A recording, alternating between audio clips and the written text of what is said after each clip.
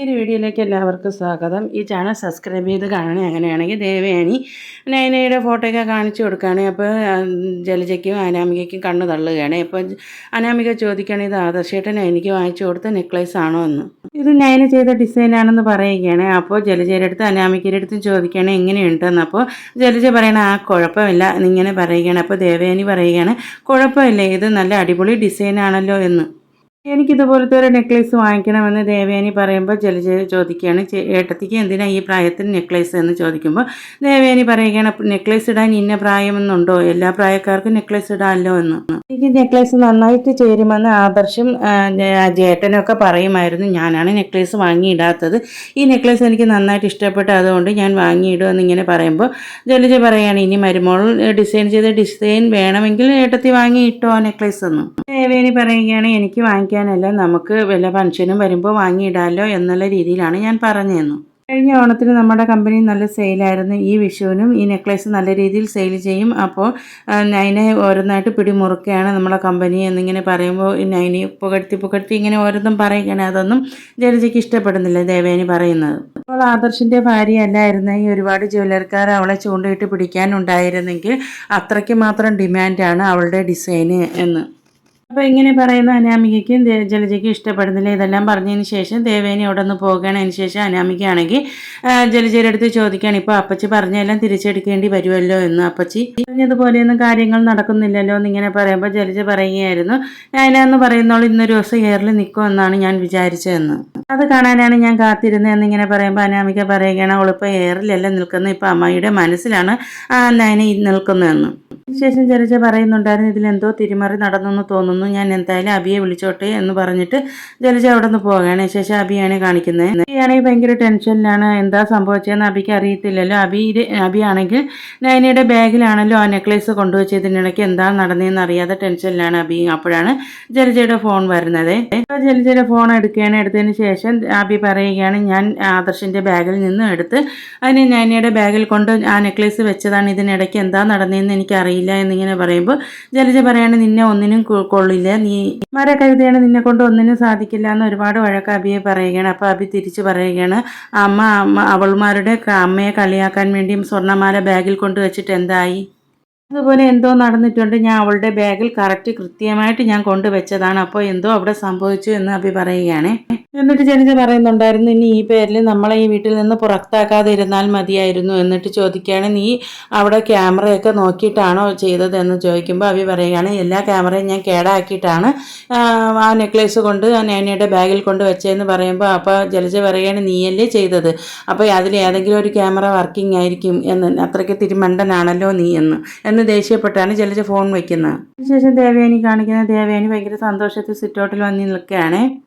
അതിനുശേഷം ജലജ പറഞ്ഞ കാര്യങ്ങളൊക്കെ ഇങ്ങനെ ഓർക്കുകയാണ്. ജലജ അങ്ങനെ ഒരു പ്ലാൻ പറഞ്ഞപ്പോൾ എങ്ങനെയെങ്കിലും നയനയെ രക്ഷിക്കണം എന്നുള്ള ഉദ്ദേശം ദേവയാനിക്ക് ഉണ്ടായിരുന്നുള്ളൂ. ദേവയാനിയുടെ കയ്യിൽ ഒരു പുതിയ ഫോൺ ഉണ്ടായിരുന്നു. അത് ദേവയാനിയുടെ ആങ്ങളയുടെ മോൻ ഗൾഫിൽ നിന്ന് കൊണ്ടുവന്ന് കൊടുത്തതാണ് ദേവയാനിക്ക്. അപ്പോൾ അതിലൊരു പുതിയ സിം ഇട്ടിട്ട് ദേവയാനി നയനയും ആദർശിനെയും രക്ഷിക്കണം എന്നുള്ള ഉദ്ദേശത്തിലാണ്. അവർ തമ്മിൽ തെറ്റാനും പാടില്ല, അവർ രണ്ടുപേരെയും രക്ഷിക്കണം, അവരുടെ മരുമകളെ അമ്മയാണ് രക്ഷിച്ചതെന്ന് ഒരിക്കലും അറിയാനും പാടില്ല. അതിനു വേണ്ടിയാണ് ദേവയാനി ആ ഫോൺ എടുത്ത് പുതിയ സിം ഇടണമെന്നൊക്കെ നിന്നൊരു മെസ്സേജ് പോയ ആരും ഞാനെന്ന് അറിയത്തില്ലല്ലോ. അപ്പോൾ നയനയാണെങ്കിൽ ജ്വല്ലറി പോകാൻ വേണ്ടി റെഡിയാകാൻ വേണ്ടി ഒരുങ്ങിക്കൊണ്ടിരിക്കുകയാണ്. ആദർശേട്ടൻ പറഞ്ഞില്ലേ സുന്ദരിയായിട്ട് ആദർശേട്ടൻ്റെ കൂടെ ജ്വല്ലറി പോകണമെന്ന്, അപ്പോൾ ഒന്ന് സുന്ദരിയൊക്കെ ആയിക്കോളാമെന്ന് പറഞ്ഞ് നയനയാണെങ്കിൽ സുന്ദരിയാകാൻ വേണ്ടി ഇങ്ങനെ കണ്ണാടിയിലൊക്കെ നോക്കുകയാണ്. അതാണ് ദേവയാനിയുടെ ആ മെസ്സേജ് നയനയ്ക്ക് വരുന്നത്. നയനയ്ക്ക് അറിയത്തില്ലല്ലോ അത് ദേവയാനിയാണെന്ന്. നിങ്ങൾ ഡിസൈൻ ചെയ്തിട്ടുള്ള ആ നെക്ലേസ് നിങ്ങളുടെ ബാഗിൽ വെച്ചിട്ടുണ്ടെന്ന് ഇങ്ങനെയാണ് മെസ്സേജ് വരുന്നത്. ജ്വല്ലറിയിൽ നിന്ന് മോഷ്ടിച്ച് നെക്ലേസ് ബാഗിൽ വെച്ച് നിങ്ങളെ കളിയാക്കാൻ വേണ്ടി ആരോ ചെയ്തതായിരിക്കും എന്നായിരിക്കും മെസ്സേജ് വന്നത്. അപ്പോൾ ഇത് കേൾക്കുമ്പോൾ എനിക്ക് വിശ്വസിക്കാൻ പറ്റുന്നില്ല. ഈ മെസ്സേജ് കാണുമ്പോൾ മെസ്സേജ് വന്നാലും ഈ മെസ്സേജിൽ എന്തെങ്കിലും സത്യാവസ്ഥ കാണുമോ എന്ന് വിചാരിച്ച് നൈന വേഗം തന്നെ ഓടി വന്ന് ആ ബാഗ് തുറന്നു നോക്കുമ്പോൾ ബാഗിനകത്ത് നെക്ലേസ് കാണുകയാണ്. അതിനാണെങ്കിൽ ഓർക്കുകയാണ്, ഇത് ആരാ അയച്ചത്, ഇത് അറിയാത്ത നമ്പറിൽ നിന്നാണല്ലോ ഈ മെസ്സേജ് വന്നത്, ഇത് ആരാന്ന് അറിയാനും പറ്റുന്നില്ലല്ലോ എന്ന ടെൻഷനിലാണ്. അറിയാത്ത നമ്പറിൽ നിന്നാണ് മെസ്സേജ് വന്നിരിക്കുന്നതെന്ന്. മെസ്സേജ് എടുത്ത് നയനെ നോക്കുകയാണ്. നയനയ്ക്ക് മനസ്സിലാവില്ല. നയനയാണെങ്കിൽ നേരെ ആദർശിൻ്റെ അടുത്തേക്കാണ് പോകുന്നത്. ആദർശാണെങ്കിൽ ലാപ്പിൽ എന്തോന്നോ ചെയ്തുകൊണ്ടിരിക്കുകയാണ്.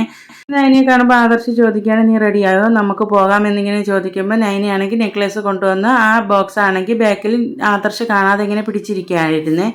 എന്നിട്ട് നയന ചോദിക്കുകയാണ് ആദർശേട്ടൻ്റെ ബാഗിൽ ഞാൻ ഡിസൈൻ ചെയ്തിരുന്ന നെക്ലേസ് ഉണ്ടോ എന്ന് നോക്കാൻ പറയുകയാണ്. അപ്പോൾ ആദർശ് നോക്കുമ്പോൾ ബാഗിൽ നെക്ലേസ് ഇല്ല. അപ്പോൾ നയനയാണെങ്കിൽ ആ നെക്ലേസ് എടുത്ത് കൊടുക്കുകയാണ്. എന്നിട്ട് അപ്പോൾ ഇതെപ്പോഴാണ് നീ ഇവിടെ നിന്ന് എൻ്റെ ബാഗിൽ നിന്ന് എടുത്തതെന്ന് ഇങ്ങനെ ആദർശൻ ചോദിക്കുമ്പോൾ നയന പറയുകയാണ് ആദർശേട്ടൻ എന്നെ കളിയാക്കാൻ വേണ്ടി എൻ്റെ ബാഗിൽ കൊണ്ടുവച്ചതാണെന്നാണ് ഞാൻ വിചാരിച്ച ഈ നെക്ലേസ് എന്ന്. ആദർശ് പറയുകയാണ് ഞാൻ എന്തിനാണ് നിൻ്റെ ബാഗിൽ വെക്കുന്നത്, ആ നെക്ലേസ് ഞാൻ എൻ്റെ ബാഗിലല്ലേ വെച്ചിരുന്നത്, അതെങ്ങനെയാണ് നിൻ്റെ ബാഗിൽ വന്നതെന്ന് അറിയത്തില്ല എന്ന്. അപ്പോൾ നയനയാണെങ്കിൽ മെസ്സേജൊക്കെ എടുത്ത് ആദർശിൻ്റെ കയ്യിൽ കാണിക്കുകയാണേ. ആദർശ് നോക്കുമ്പോൾ പരിചയമില്ലാത്ത നമ്പറിൽ നിന്നാണ് മെസ്സേജ് വന്നിട്ടുള്ളത്. ഈ ഓഫീസിൽ നടന്ന കാര്യം ഇയാൾ എങ്ങനെ അറിഞ്ഞു, ആരാണ് ഈ മെസ്സേജ് അയച്ചത് ഒന്നും അറിയാതെ അവർ ടെൻഷൻ അടിച്ച് നിൽക്കുകയാണ് നയനയും ആദർശും. ഇതിനെയൊക്കെ ആലോചിച്ച് സന്തോഷിച്ച് ദേവയാനി ഇരിക്കുമ്പോഴാണ് ജലജ അങ്ങോട്ട് വരികയാണ്. അപ്പോൾ ജലജ വരുന്ന കാണുമ്പോൾ ദേവയാനി മനസ്സിൽ ഓർമ്മിക്കുകയാണ് അതാ വളരെ വെളുത്തൊരുത്തി ഇതാ ഇങ്ങോട്ട് ഇപ്പോൾ വരാൻ പോവുകയാണെന്ന്. ആദർശിനെയും നയനയും പിരിക്കാൻ നോക്കിയിട്ട് നടക്കുന്നില്ല. അവരെ പിരിക്കും തോറും അവർ കൂടുതൽ അടുക്കുകയാണ് ചെയ്യുന്നതെന്ന്. ഒരു പദ്ധതിയും അവരുടെ മുമ്പിൽ യേശുന്നില്ലല്ലോ. അവളെങ്ങനെ ഇത്രയും നല്ല ഡിസൈനൊക്കെ വരച്ചെടുക്കുന്ന, അവളുടെ ജാതകം ഒരു വല്ലാത്ത ജാതകം തന്നെയാണെന്ന് ജലജ പറയുകയാണേ.